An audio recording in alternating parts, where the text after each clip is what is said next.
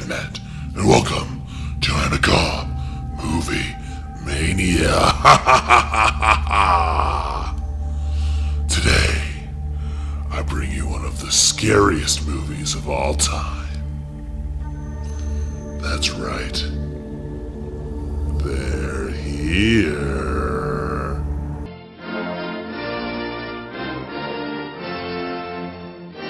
Yes, tonight I bring you the 1982 classic, Poltergeist. Poltergeist was written by film legend Steven Spielberg and was meant to be a horror follow-up to Close Encounters of the Third Kind. At the time, Spielberg was also producing a little unknown movie I don't think anyone's heard of called E.T. Unfortunately, due to contractual obligations, Spielberg was not able to direct E.T. and Poltergeist at the same time. So he had to hire director Tobe Hooper, who's known for Texas Chainsaw Massacre. And when Mr. Hooper was brought on board, he didn't care much for the alien aspect, seeing that it was a follow-up to Close Encounters. It involved aliens instead of ghosts. Hooper threw out the idea of maybe making it more of a ghost story than a sci-fi story. Spielberg loved the idea, and the movie was changed. And in 1982, we were given the classic Poltergeist.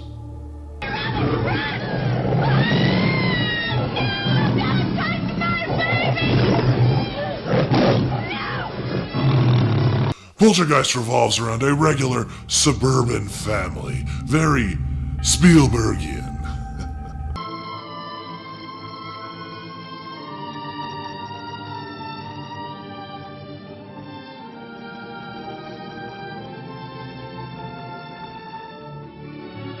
They are living the American dream with their house full of children, their dog, and just a beautiful, sprawling neighborhood.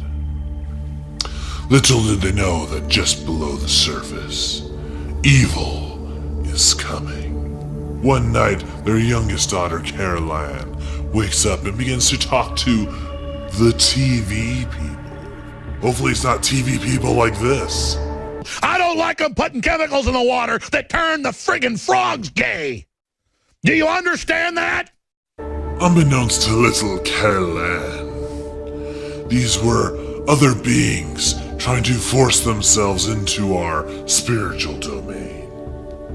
And they do just that.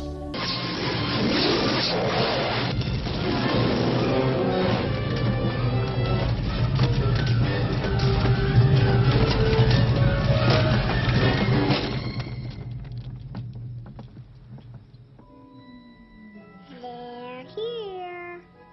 At first, the ghosts are playful, moving around furniture, being just a general oddity that the family even finds a little fun. There's this tickling, right in here, and it starts to pull you. The tickling pulls you. And all of a sudden it's like there's no air except that you can breathe. And you're getting pulled along and maybe Hi, Ben. Oh, Mr. That was a weird edit. Why would you cut somebody off mid-sentence? That's really... But soon these ghosts turn more malicious and evil, and they kidnap little Caroline.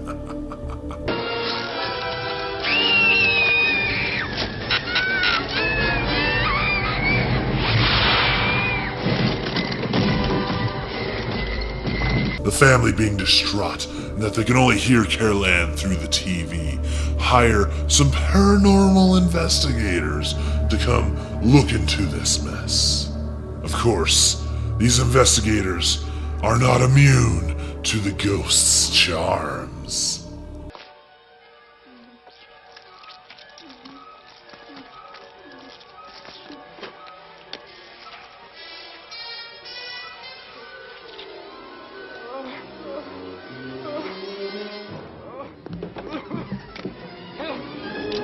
The investigators bring in a psychic that will hopefully find a way to rescue Caroline.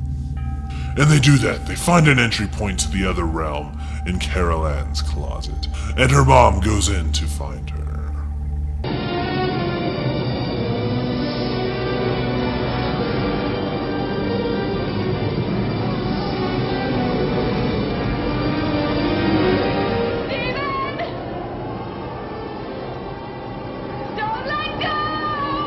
And they save her, and that's it. That's the end.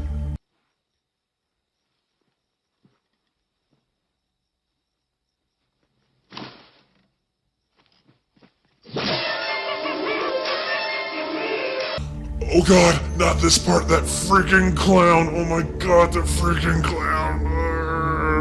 Yes, although Carol Ann was safe, the ghosts had another thing in mind and set to destroy the house.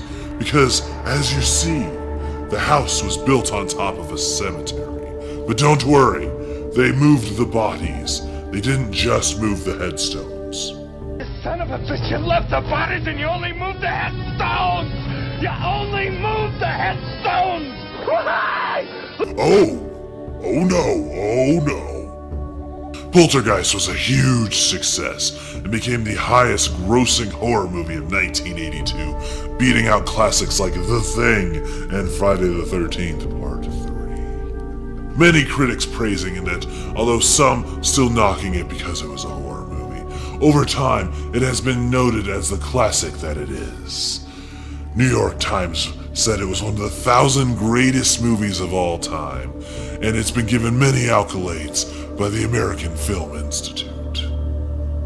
And of course, it is a major part of our collective cinematic culture, with having great memorable lines as, They're here. This house is clean. Because Dad wants us to stay at the Holiday Inn on I-74. Oh yeah, I remember that place. You what? You son of a bitch, you moved the cemetery, but you left the bodies, didn't you? You son of a bitch, you left the bodies and you only moved the headstones! You only moved the headstones! and of course, this amazing iconic scene.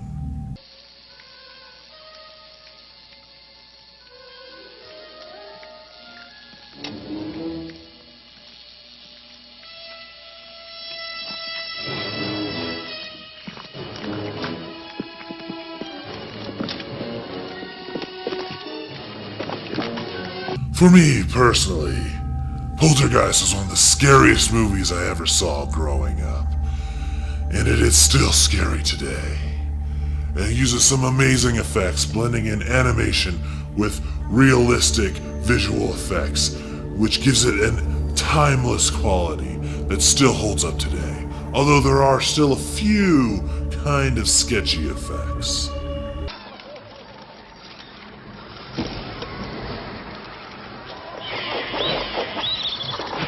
The idea of the American dream being built on top of dead bodies has a very interesting ring to it. Also, the idea that this perfect suburban house just below it has evil. It feels true to the American dream that we tend to pave over the dark sides of our past to build up a new pretty dream. But of course, Poltergeist shows us that that will eventually bite you in the end. Something took a bite out of me. You got that? Yeah, that or the worst muscle spasm in the world. Lift up your shirt. Let's have a look. Wow.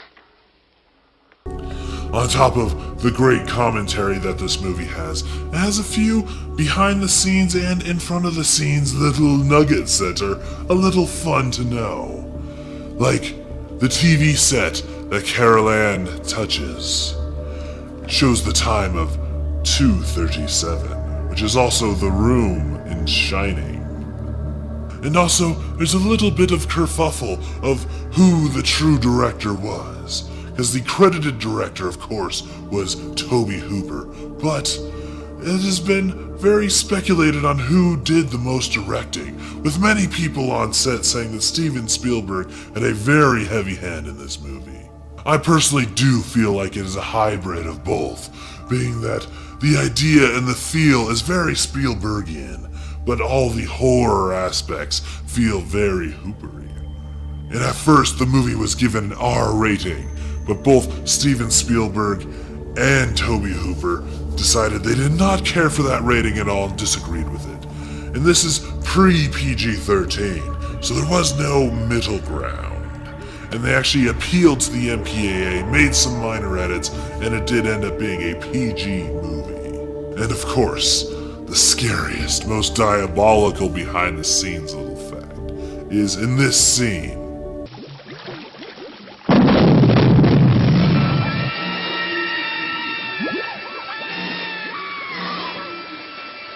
Those are real skeletons, unbeknownst to the actress. They found it was cheaper and more effective to have real skeletons rather than create fake ones.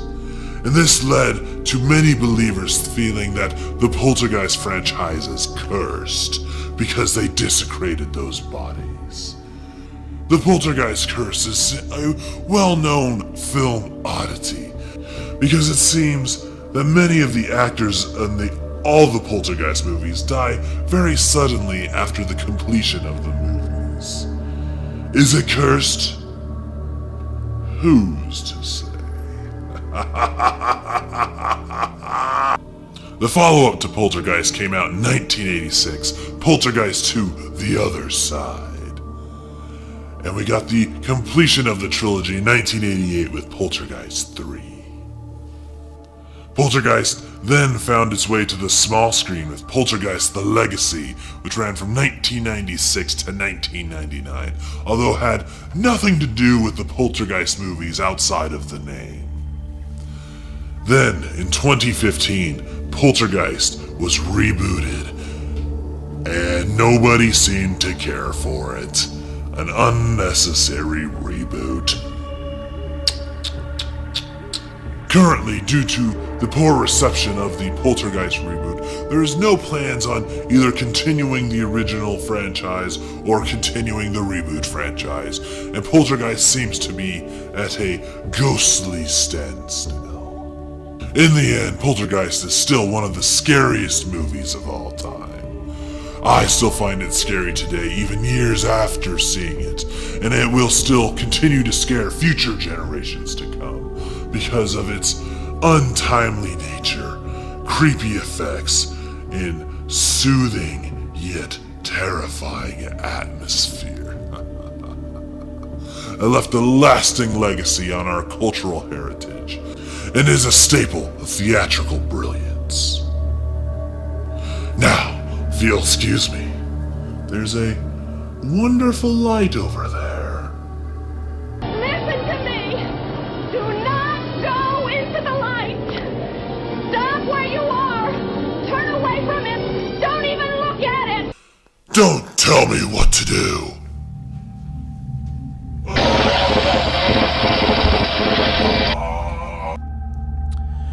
Hey everybody, thanks for joining me on another episode of Macabre Movie Mania. What did you think of Poltergeist? Is it still as scary as it used to be, or has it aged horribly? Let me know in those comments below. Hit that thumbs up because Undead Matt feels a little bit unloved. And if you could, share this video with anyone possible, that would help out greatly. And remember, I vote on my episodes of Macabre Movie Mania, so make sure you follow me on Twitter at wizard_Matt to help pick out the next episode. And if you're not too busy, check out one of these two other videos. They are also very awesome. Thanks again for watching.